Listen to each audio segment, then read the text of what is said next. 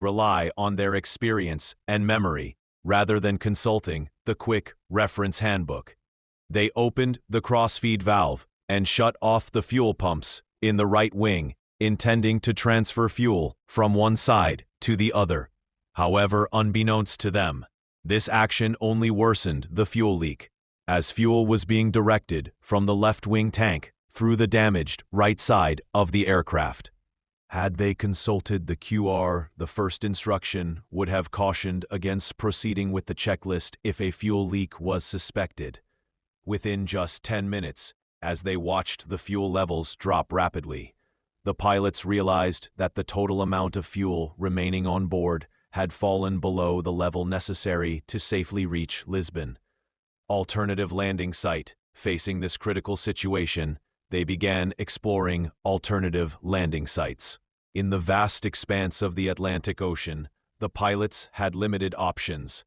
They identified Leis Airport, located on the island of Terceira in Portugal, as a viable diversion point. Crew member enters cockpit as the pilots considered their diversion strategy.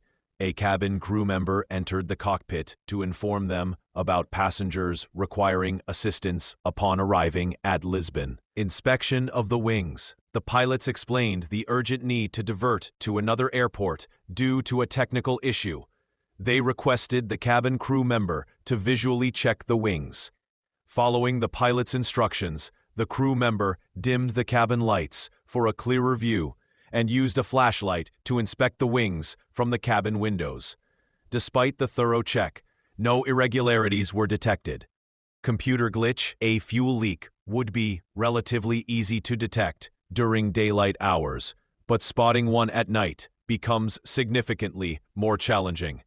Because there were no signs of a fuel leak other than the lower than expected quantity of fuel on board, and with no additional ECAM warnings or alerts, both pilots concluded that the issue was likely a computer malfunction. Fuel leak procedure. The pilots considered doing the standard fuel leak procedure, but decided against it. Could it be a fuel leak? Should we start with the standard fuel leak procedure? No.